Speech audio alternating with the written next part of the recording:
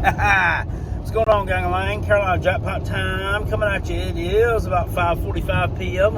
On Thursday afternoon. I'm headed home. Been working all week, and dadgum, you know what? Maybe Carolina Jackpot should just stop watching the games. I didn't hardly watch a lick of that game today. Didn't watch a lick of it. And what does South Carolina do? We go out there and not only pull off an upset when we were 9, 10, 11 point underdogs, whatever you want to say. South Carolina just absolutely beats the living shit out of UNC. 38-21. Shouldn't even been that close from what I'm looking at.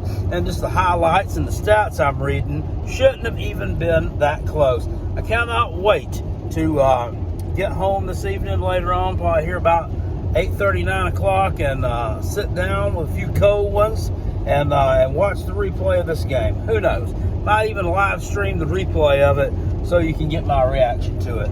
I mean, it's big plays by the Gamecocks today. Some big plays. Some big-time players made some big-time plays.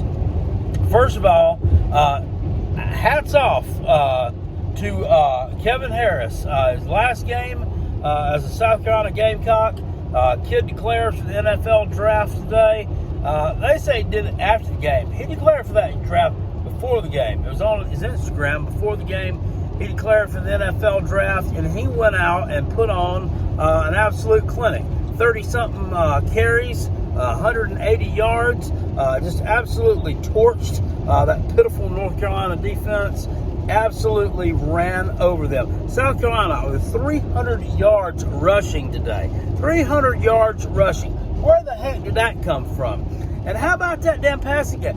Dak Joyner playing quarterback. I've forgotten all about this ace in the hole in the quarterback room. I think everybody had. Everybody had forgotten about that.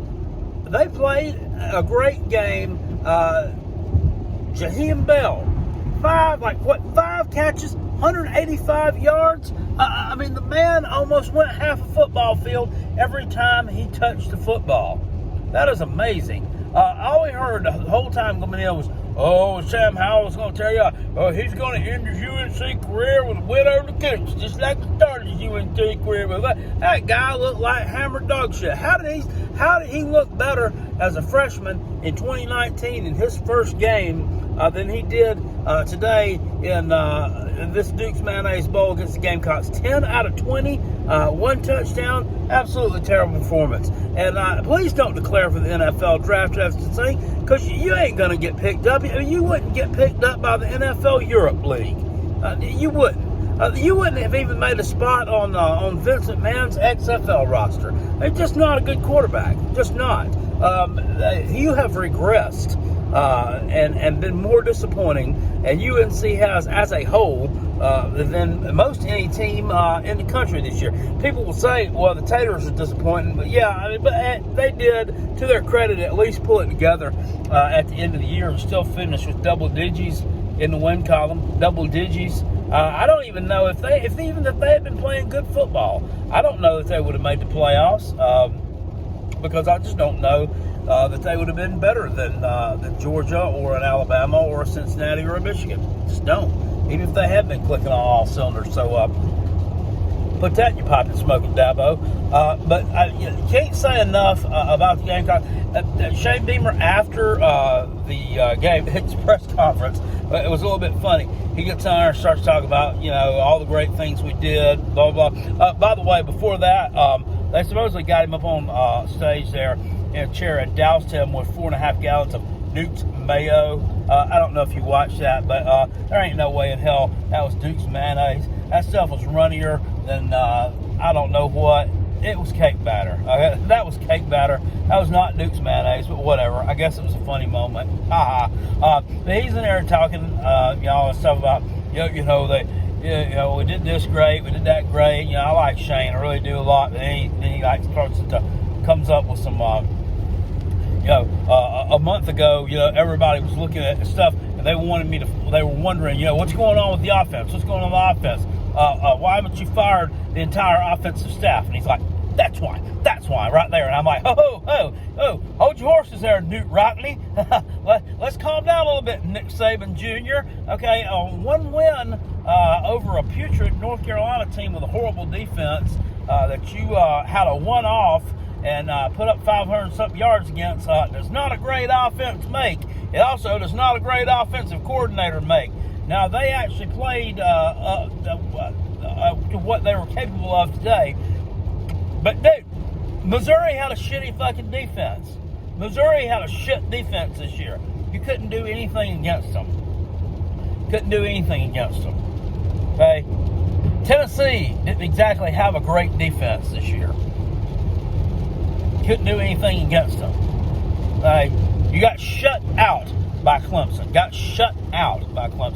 You know, even if you had a decent offensive game plan, I think you still would have struggled to get a lot of yards against them in big chunks. But getting shut out, that's unacceptable. Today, it kind of soothes the wounds just a little bit, but it don't totally heal them up. But I will tell you what this win does do. It swings the pendulum of this rivalry back in the Gamecocks' favor. And I'm one that I totally think South Carolina and North Carolina should play every year. They just should. In fact, I did a video a few years ago when this Carolina Jackpot channel was in the infancy of the football stuff. And I wasn't getting as many views back then on football stuff as I do nowadays, because not that it was any less golden than what I'm putting out now. It's just because people didn't know me for that at the time. And I did a little video about each team in the SEC and each team in the ACC and who everybody should play every year. And UNC was the one I picked that should play South Carolina every year. It should. It's a good rivalry. And right now, I mean, it's really we beat them for the 7th out of 10 times, dating back to 1981. 7th out of 10 times. Sir, that's not a rivalry, though, really. That's a domination. It really is. So it swings the pendulum back to us, and hopefully we're able to start landing some recruits now. And hopefully after these young kids see the pipe dream and the glass half empty and the bill of goods that Mac Brown has sold people this year, they'll start coming to South Carolina instead of going to that shithole up there that's in the shadow of Duke University. That's basically all you are. You're in the shadow of Duke, and you're in the shadow of NC State. Not as good as either one of them, and you're not as good as Duke in basketball, not as good as NC State in football, and you're just kind of struggling there to find your niche. East Carolina's better than you are. App State has passed you. I mean, you're the probably the second worst football program, Power 5 wise, or FBS wise, I should say, in the state of North Carolina. And those are just facts. So I guess you have to deal with it. Go back and punt, regroup, and try to get back some of that courage you had in your prime when you were at Texas, I guess. But anyway, great win for the Gamecocks. Great way to cap off the season. Another winning season. Back to our winning ways.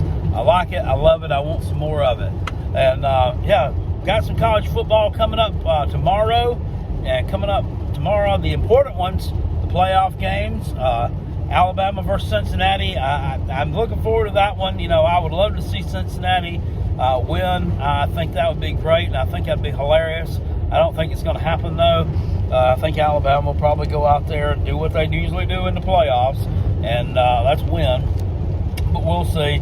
And Georgia versus Michigan, and I'm firmly in the camp of I think this is Michigan's year. I think that they're going to get Georgia tomorrow. If I was you, I would throw a little bit on the money line on that one. I'm just telling you, I think Michigan's going to get them. And if you're a nice high roller and you're into futures, I would definitely lay down a little bit on them to win the whole thing, because I definitely think they have the goods to get it done. Anyway, guys, that's about all I got to say about that. South Carolina 38, North Carolina 21, 500-something yards of total offense by the Gamecocks today. Comes absolutely out of nowhere, but I was glad to see it, or I was glad to see of it anyway. And Jackpot will be watching the game when I get home this evening, either on YouTube or on a replay somewhere. I can find it. That's great, guys. It's a great day to be a Gamecock, and it's nice to be happy for a change. I'll see y'all later. Appreciate you. Peace. And I'm out. Go Gamecocks. Go Coach Coach Rodney. And go Gamecocks.